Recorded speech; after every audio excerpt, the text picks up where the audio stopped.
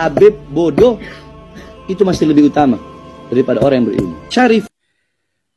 Lagu ciptaan Bang Haji Romai Rama yang berjudul Takwa, itu kalau menurut saya, menurut kitab yang ada di saya, ciptaan saya, itu lebih baik daripada 1000 Habib sekelas Habib Rizik dan Habib Bahar Smith. Saya ulangi lagi. Lagu ciptaan Bang Haji Romai Rama yang berjudul Takwa itu lebih bermanfaat, lebih baik daripada 1000 Habib sekelas Habib Rizik dan Habib Bahar Smith. Yang miskin jangan bersedih dan jangan sesali diri. Yang kaya janganlah bangga dan jangan busungkan dada. Derajat manusia di sisi Tuhannya bukan karena hartanya. Derajat manusia di sisi Tuhannya hanya karena takwanya. Inilah cuplikan lagu yang diciptakan oleh Bang Haji Romai Rama yang berjudul Takwa. Ternyata setelah saya kaji, lagu Takwa adalah lagu yang lebih bermanfaat, lebih baik daripada 1000 Habib sekelas Rizik dan Bahar Smith.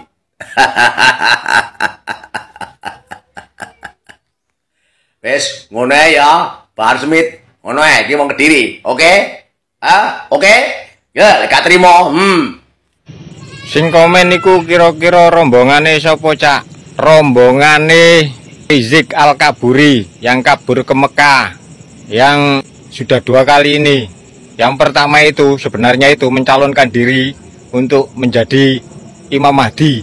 Jadi dia menetap di sana itu agar dia dibaiat oleh orang-orang di sana, ulama-ulama di sana itu untuk menjadi Imam Mahdi. Dan ternyata kembali ke Indonesia, dia dibaiat menjadi Imam Unyil.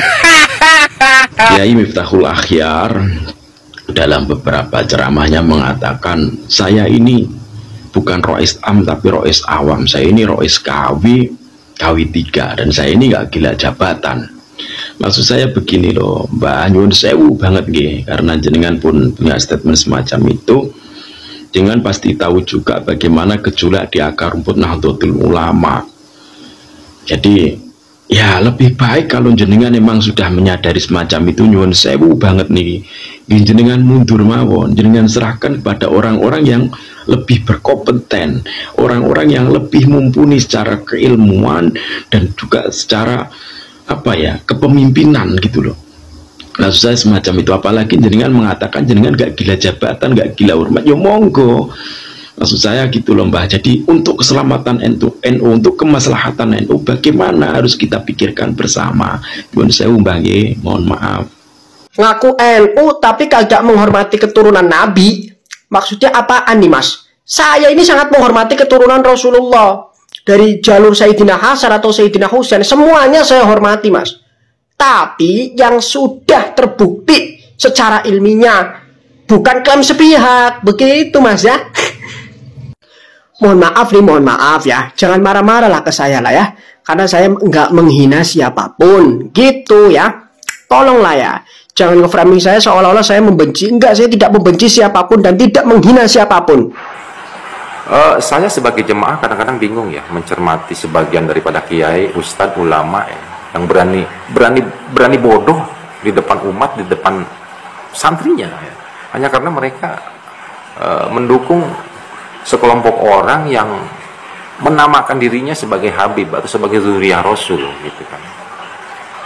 Saya katakan mereka ini berani bodoh, iya. Seharusnya kiai, ustadz, ulama itu kan melihat Habib itu tidak sepotong ya. Untuk saat ini, untuk Habib yang secara terang-terangan mengaku sebagai zuriyah, jangan sepotong. Utuh dong coba. Benar nggak nih mereka ini sebagai Habib? Karena memang ada kewajiban ya. Ini fatwa ulama. Ketika sekelompok orang mengaku zuriyah Rasul, ada kewajiban bagi mereka ya untuk menjaga kemurnian dzurriyyah Rasul itu sendiri. Apa itu yang dimaksud dengan kemurnian? Ya mungkin akhlak Rasul, sifat Rasul, itu jangan terlalu jauh. Ya. Nah ini Habib-habib yang mengaku dirinya sebagai dzurriyyah Rasul, menurut penilaian saya ini jauh ya. Mereka tidak mampu menjaga kemurnian daripada dzurriyyah Rasul itu sendiri. Yang ada malah kesombongan, mengaku bahwa di dalam darah saya, di dalam diri saya ada mengalir. Itu kan suatu kesombongan. Ya. Apakah kiai, ustadz, ulama pribumi itu tidak tahu sifat sombong itu kan hal yang dilaknat oleh Allah. Sifat ria itu kan akan membakar habis amal soleh mereka, amal soleh kita yang punya rasa ria, yang punya rasa kesombongan. Maka di dalam satu hadis, ketika ada di dalam jiwa manusia rasa sombong sebesar biji sesawi, mereka itu tidak akan masuk surga. Itu yang harus ditilainya. Jadi utuh kalau melihat sampai ke situ. Nah, ulama-ulama, ustadz-ustadz, kiai-kiai yang mendukung mereka itu tidak utuh. Makanya saya katakan berani bodoh. Nah ini beda dengan para kiai, ustadz, ulama yang mengkoreksi Habib. Saya meyakini mereka ini berani mengkoreksi itu, berani juga belajar, mengumpulkan data-data, buka kitab. Nah, itu beda dengan kiai, ulama, ustadz yang mendukung Habib. Ketika dia mengeluarkan hujah atau dalil itu seragam semuanya ya. Bahkan sama dengan hujah yang dikeluarkan oleh Habib itu sendiri.